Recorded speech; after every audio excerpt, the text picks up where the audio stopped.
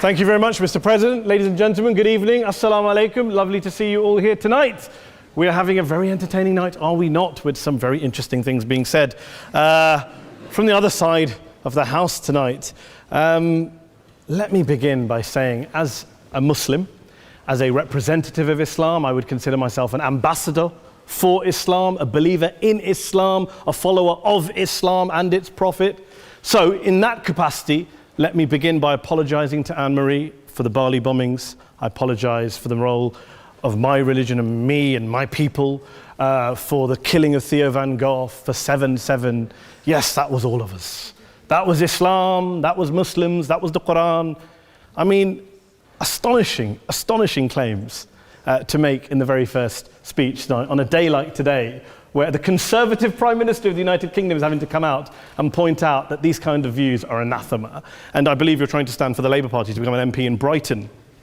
If you do, and you make these comments, I'm guessing you'll have the whip withdrawn from you, but then again, UKIP's on the rise, they'll take you, the BNP, they might have something to say about your views. This is what Mehdi Hassan always does. By the way, just on a factual point, since we heard a lot about the second speaker, about how backward we Muslims all are, on a factual point, you said that Islam was born in Saudi Arabia. Islam was born in 610 AD. Saudi Arabia was born in 1932 AD. So you were only 1,322 years off. Not bad? Not bad start there. Talking of maths, by the way, a man named Al-Khawarizmi was one of the greatest mathematicians of all time, a Muslim, worked in the golden age of Islam. He's the guy who came up with not just algebra, but algorithms. Without algorithms, you wouldn't have laptops. Without laptops, Daniel Johnson tonight wouldn't have been able to print out his speech in which he came to berate us Muslims for holding back the advance and intellectual achievements of the West, which all happened without any contribution from anyone else other than the Judeo-Christian people of Europe. In fact, Daniel David Levering, the author of the Pulitzer Prize-winning historian and author of The Golden Crucible, points out that there would be no Renaissance, there would be no Reformation in Europe without the role played by Ibn Sina and Ibn Rushd and some of the great Muslim theologians, philosophers, scientists in bringing Greek texts to Europe.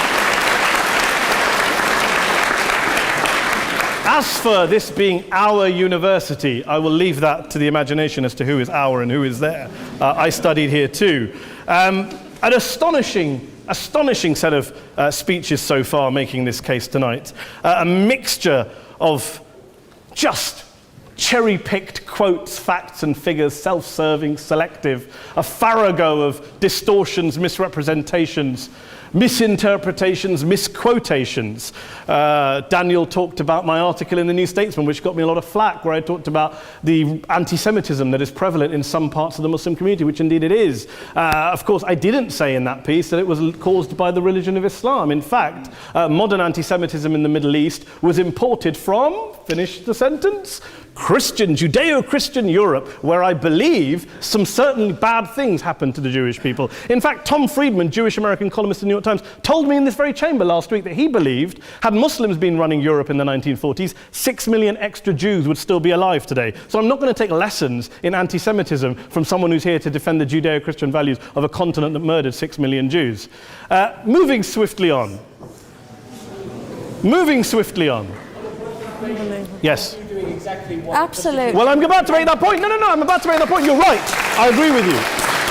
I agree with you 110%. That is my point. I don't think Europe is evil or bad. I'm a very proud European. I don't want to judge Europe on that basis, but if we're going to play this gutter game where we pull out the Bali bombing and we pull out examples of anti-Semitism in the Islamic community, then of course I'm going to come back and say, well, hold on. I mean, look, let's be very clear. Daniel here was a last-minute replacement for Douglas Murray, who had to pull out. And Douglas and I have a well-documented differences, but to be fair to Douglas, as to be fair to Anne-Marie and to Peter, atheists. Atheists see all religions as evil, violent, threatening. What the problem I have with Daniel's speech is that Daniel comes here to run this robust defense of Christianity, forgetting that his fellow Christians, people who said they were acting in the name of Jesus, gave us the Crusades, the Spanish Inquisition, the anti-Jewish pogroms, European colonialism in Africa and Asia, the Lord's Resistance Army in Uganda, not to mention countless arson and bomb attacks on abortion clinics in the United States of America to this very day. I would like a little bit of humility from Daniel first before he begins lecturing other communities and other faiths on violence, terror, and intolerance. But, no thank you. Some water. But I would say this, to address the gentleman's very valid point here, I'm not going to play that game. I don't actually believe that Christianity is a religion of violence and hate because of what the LRA does in Uganda or what Crusaders did to Jews and Muslims in Jerusalem when they took back the city in the 12th or 13th or whatever century it was. I believe that Christianity, like Islam, like pretty much every mainstream religion, is based on love and compassion and faith. I do follow a religion in which 113 out of the 114 chapters of the Quran begins by introducing the God of Islam as a God of mercy and compassion. I would not have it any other way. I don't follow a religion which introduces my God to me as a God of war, as some kind of Greek God of wrath, as a God of hate and injustice. Not at all. As Adam pointed out, you go through the Quran and you see the mercy and the love and the justice. And yes, you have verses that refer to warfare and violence. Of course it does. This is not a motion about pacifism. I'm not here to argue that Islam is a pacifistic faith. It is not. Islam allows military action, violence in certain limited contexts. And yes, a minority of Muslims do take it out of that context. But is it religious? Well, we talked about Woolwich. Daniel and Anne-Marie have suggested that it's definitely religion that's behind all of this. Well, actually, what I find so amusing tonight is we're having a debate about Islam. And the opposition tonight have come forward. We have a graduate in law, a graduate in modern history, a graduate in chemistry. And, you know, I admire all of their intellects and their abilities, but we don't have anyone who's actually an expert on Islam, a scholar of Islam, a historian of Islam, a speaker of Arabic, even a terrorism expert or a security expert or a pollster, let alone to talk about what Muslims believe or think. Instead, we have people coming here, putting forward these views, putting forward these sweeping opinions. Listen to Professor Robert Pape of the University of Chicago, one of America's leading terrorism experts, who, unlike our esteemed opposition tonight, studied every single case of suicide terrorism between 1980 and 2005, 315 cases in total. And he concluded, and I quote, "There is little connection between suicide terrorism and Islamic fundamentalism or any of the world's religions. Rather, what nearly all suicide terrorist attacks have in common is a specific secular and strategic goal to compel modern democracies to withdraw military forces from territory that the terrorists consider to be their homeland." And the irony is, when we talk about terrorism, the irony is that the opposition and the Muslim terrorists, the Al-Qaeda types, actually have one thing in common, because they both believe that Islam is a warlike, violent religion. They both agree on that. They have everything in common. Osama bin Laden would be nodding along to everything he's heard tonight from the opposition side. He agrees with them. The problem is that mainstream Muslims don't. The majority of Muslims around the world don't. In fact, a gentleman here started quoting all sorts of polls. Gallup carried out the biggest poll of Muslims around the world, of 50,000 Muslims in 35 countries. 93% of Muslims rejected 9/11 and suicide attacks. And of the 7% who didn't, they all, when polled and focus grouped, cited political reasons for their support for violence, not religious reasons. And as for Islamic scholars and what they say, well, Daniel talks about our University of Oxford. We'll go down to Oxford Centre for Islamic Studies, get hold of a man named Sheikh Afifi al-Akiti, who is a massively well-credentialed and well-respected Islamic scholar who has studied across the world, who in the days after 7/7 published a fatwa denouncing terrorism in the name of Islam, calling for the protection of all non-combatants at all times, and describing suicide bombings as an innovation with no basis in Islamic law. Go and listen to Sheikh Tahir al-Qadri, one of Pakistan's most famous Islamic scholars, who published a 600-page fatwa condemning the killing of all innocents and all suicide bombings unconditionally without any ifs or buts.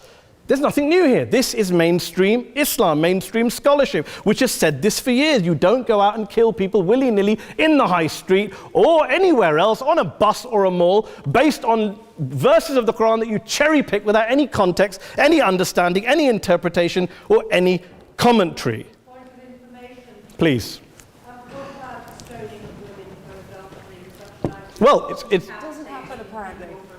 I didn't say it doesn't happen at all. I never said it didn't happen. I don't blame Islam. Yes, it's a very good point. And a lot of us are campaigning against that. And we're campaigning against it in the name of Islam. We're campaigning against it in the name of various interpretations of Islam. Anne-Marie comes and scares us with her talk of Sharia law. I would like to see the book of Sharia law. It doesn't exist. People argue over what Sharia law is. And you empower the extremists by saying there is only one version. You empower them all. I don't believe you took any interruptions, Anne-Marie, so I think you should stay there for a moment. Several countries. Here's what we're dealing with.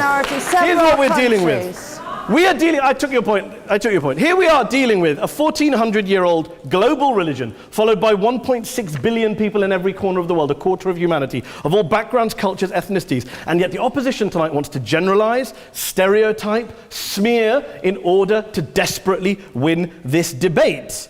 And here's my question, if we're going to generalize and smear. If, okay, people say yesterday's bombers, and we've got to be careful, there's a trial going on, were yesterday's attackers, motivated by Islam? Big debate. I don't believe they were. Let's say they were. Let's say Faisal Shahzad, the Times Square bomber, was motivated by Islam. Let's assume, for sake of argument, that Richard Reeves, the shoe bomber, was motivated by Islam. If Islam is responsible for these killings, if Islam is what is motivating these people, and Islam is therefore not a religion of peace, a religion of war, then ask yourself this question: why aren't the rest of us doing it? Why is it such a tiny minority of Muslims are interpreting their religion in the way that the opposition claim they are? Let's assume there are 16,000 suicide bombers in the world. There aren't. Let's assume there are for the sake of argument. That's 0.001% of the Muslim population globally. What about the other 99.99% of Muslims who the opposition tonight either ignore or smear? The reality is that the rest of us aren't blowing ourselves up tonight. The reality is that the opposition came here tonight not worried about the fact that me and Adam might pull open our jackets and blow ourselves up tonight because we're followers of a warlike warrior religion which wants to take over Europe and Daniel's university. The issue is this.